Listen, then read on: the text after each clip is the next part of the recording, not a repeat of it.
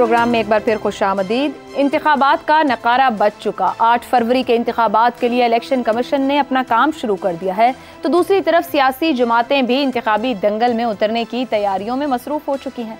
पाकिस्तान के मौजूदा माशी और सियासी अदम इस्तेहकाम के इस माहौल में 8 फरवरी के इंतखाबात को बहुत ज़्यादा अहम करार दिया जा रहा है। कौन सी सियासी जमात इंतखाबात जीतेगी? क्या फिर कोई इत्तेहादी हुकूमत कायम होगी? किसी भी जमात के पास अपने दम पर अक्सरियत आएगी या नहीं? वोटर टर्नआउट क्या रहेगा? सबसे बढ़कर क्या पाकिस्तान को माशी और सियासी इस्तेहकाम नसीब होगा? ये बात खुशाइंद है कि 8 फरवरी को अवाम अपना हक़ हाकमियत इस्तेमाल करके पाकिस्तान के मुस्तकबिल का फैसला करने जा रहे हैं। वो मुल्क जिसके क़याम में इंतखाबात ने भी अहम किरदार अदा किया हो, उस मुल्क के अवाम को 23 साल तक हक़ हुक्मरानी से महरूम रखा गया। 70 में पहले आम इंतखाबात हुए भी तो मुल्क टूट गया। 77 के इंतखाबात को अपोजिशन के इत्तेहाद PNA ने तस्लीम ही नहीं किया। 85 के इंतखाबात ने सियासत में ज़ात पात, बरादरी, फ़िरक़ावारियत और सरमाए को फ़रोग़ दिया। 88, 90, 93, 97 और 99 के इंतखाबात भी सियासी अदम इस्तेहकाम अता नहीं कर सके। 2002 का इंतखाबी तमाशा ही एक फ़ौजी आमिर के इक़्तिदार को जवाज़ बख्शने के लिए लगाया गया। 2008 के इंतखाबात ने मुल्क को 9 साल आमरीत के बाद कदरे सियासी इस्तेहकाम बख्शा, मगर फिर 2013 के इंतखाबात के बाद धरनों, एहतजाज, don leagues, Panama leagues, establishment अदलिया गठजोड़ के बायस जो निज़ाम तश्कील दिया गया उसे हाइब्रिड निज़ाम का नाम दिया गया। 2018 के इंतखाबात इसी हाइब्रिड निज़ाम को जवाज़ बख्शने की एक मशक़ करार पाई। 18 से 23 तक के हाइब्रिड निज़ाम में पार्लियामेंट में मौजूद हर अहम सियासी जमात इक़्तिदार का हिस्सा रही, मगर मुल्क मज़ीद सियासी अदम इस्तेहकाम का शिकार होता गया, जिसका नतीजा माशी बदहाली की सूरत में हमारे सामने आया। अब पूरी कौम की नज़रें 8 फरवरी पर लगी हुई हैं। उस रोज़ पाकिस्तान के अगले 5 साल की तकदीर लिखी जाएगी। क्या ये इंतखाबात पाकिस्तान को मौजूदा सियासी, माशी और समाजी बहरान से निकाल पाएंगे? क्या अब की बार अवाम अपने हक़ हुक्मरानी के ज़रिए माशी खुशहाली, रोज़गार, वसाइल की मुनसिफाना तकसीम, तालीम, समाजी इंसाफ, सेहत, हुकूक और सबसे बढ़कर पाकिस्तान के अच्छे मुस्तकबिल की नवीद हासिल कर पाएंगे? इसी पर पैनल की राय जानते हैं। अवाम उम्मीद रखें, कितनी रखें, किस हद तक ख्वाहिशात पालें? पैनल के लिए सवाल। 8 फरवरी अवाम अपना हक़ हुक्मरानी इस्तेमाल करने जा रहे हैं। क्या 2024 के इंतखाबात सियासी और माशी इस्तेहकाम का बायस होंगे? ज़ैगम साहब।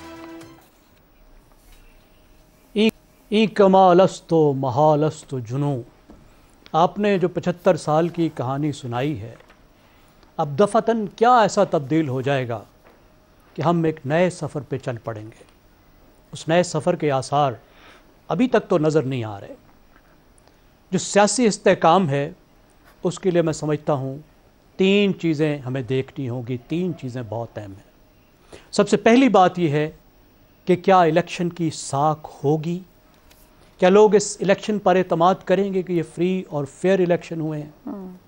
इसमें सबको लेवल प्लेइंग फील्ड मिला है, सब पार्टियों को बराबर हक मिला है कि वो अपनी किस्मत आजमाई करें, अपने ज़ोर बाजू को आजमाएं, लोगों तक पहुँचें। दूसरी बात कि जो हुकूमत बनेगी वो किस नौइयत की होगी, किस तरह का अलायंस होगा उसमें। क्या वो हुकूमत भी बाप और MQM के सहारे खड़ी होगी और एक टेलीफोन पे गिर सकती है, यानी एक फ़ोन उसकी ज़िंदगी ले सकेगा? तीसरी बात कि सिविल मिलिट्री रिलेशंस की नौइयत कैसी होगी। हमने देखा कि जब हाइब्रिड सिस्टम नहीं था, खुल्लम खुल्ला खींचा तानी थी, तब भी हुकूमत नहीं चल सकी। जब हाइब्रिड सिस्टम आया तो फिर भी सिविल मिलिट्री ताल्लुकात ठीक नहीं हो सके।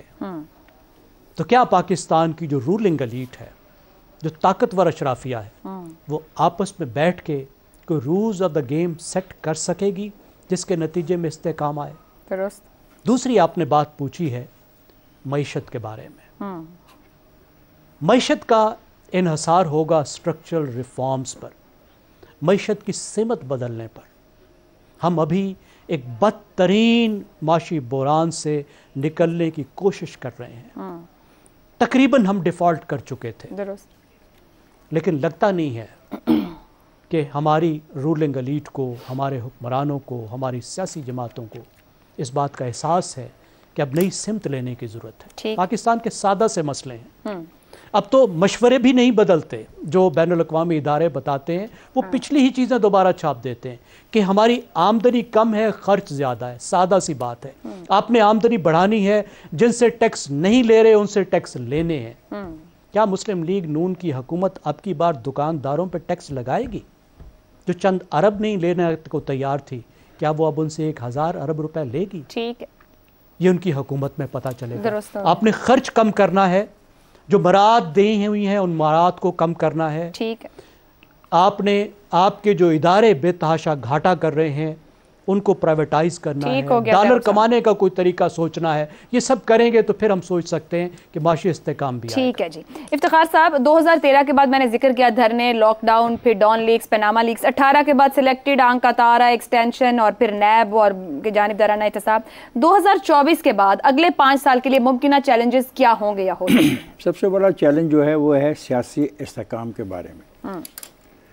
سیاسی استحکام ہوگا تو جو دکھ بھری داستان آپ نے اپنے انٹرو میں سنائی ہے اس کے کچھ دکھ کم ہو سکتے ہیں، سارے دکھ کم نہیں ہو سکتے. سارے دکھوں کے کمی کے لیے ہمیں 15 سال چاہیے، اگر وہ بھی ہم تسلسل سے جمہوری عمل کو چلا سکے، جو ابھی تو نظر نہیں آتا. جب میں سیاسی استحکام کی بات کر رہا ہوں تو میں سمجھتا ہوں کہ جو اگلی حکومت ہو اس میں تمام سیاسی دھڑوں کی نمائندگی ہونی چاہیے. ایک تو ہے آپ نے الیکشن کی بات کی 8 فروری کی، جتنے اس الیکشن کے ذریعے آ جائیں بہت اچھی بات ہے. جو الیکشن کے ذریعے نہ بھی آئیں ان کو اس لیے باہر نہیں پھینک دینا چاہیے کہ وہ الیکشن کے ذریعے اندر آ نہیں سکے. ہمیں ان کو پاکستان کو بہتر بنانے کی مشاورت کا جو سلسلہ اب ہمیں چاہیے اس میں شامل کرنا ہوگا اگر ہم سنجیدہ ہیں. اور اگر ہمارے پاس سنجیدگی نہیں ہے تو پھر جو بات مجھ سے پہلے میرے دوست کہہ رہے تھے وہی ہوگا.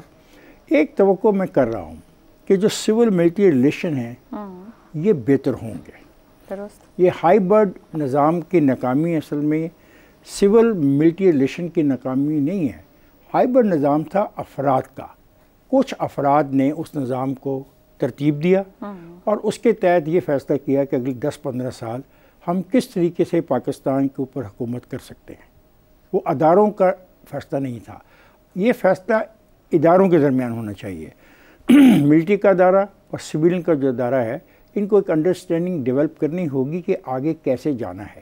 کیونکہ یہ تو حقیقت ہے کہ ہمارے گرد مشکلات بین الاقوامی سطح کی بھی ہیں، ہم ان سے آنکھیں بند نہیں کر سکتے. خاص طور پہ ہمارے افغان بارڈر پہ جو کچھ بھی ہوتا ہے، ہو رہا ہے اور ہوتا رہے گا اس کو ہم درگزر نہیں کر سکتے. اور یہ صرف ملٹری کا کام نہیں ہے کہ وہ ساری صورتحال کو ہینڈل کرے.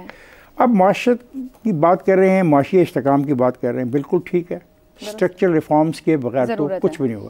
میں ایک چھوٹی سی بات پوچھنا چاہ رہی ہوں. آپ نے آغاز میں کہہ دیا کہ سیاسی استحکام سب سے اہم بات ہے، وہ ضرورت ہے. الیکشن ہونا obviously، آپ کی رائے میں آپ نے الیکشنز کو بہت قریب سے دیکھا، اسے پوری ٹرانسمیشنز بھی کی ہیں، کم از کم آپ کے خیال میں آنے والے انتخاب 24 میں ووٹر ٹرن آؤٹ کیا ہونا چاہیے جو جسٹیفائڈ ہو؟ اگر میں پرانی بات کر لوں آخری 2 انتخابات کی تو 55% سے زیادہ رہا ایک بار، اور ایک بار رہا 51% سے اوپر، یعنی 50% سے اوپر ہی گیا.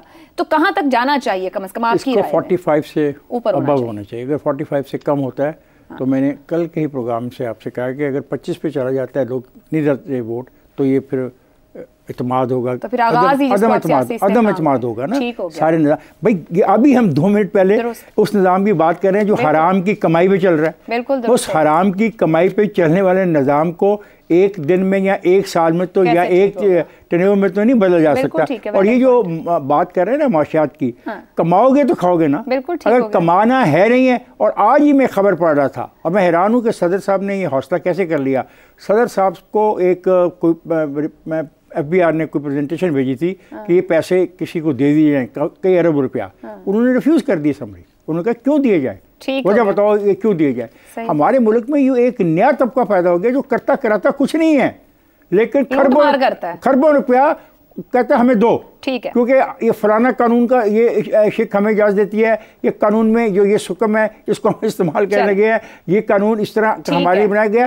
تو ہمیں اپنے معاشی حالات کو بہتر بنانا ہوگا، ورنہ آپ نے بہت اچھی کہانی سنائی ہے 75 سال والی.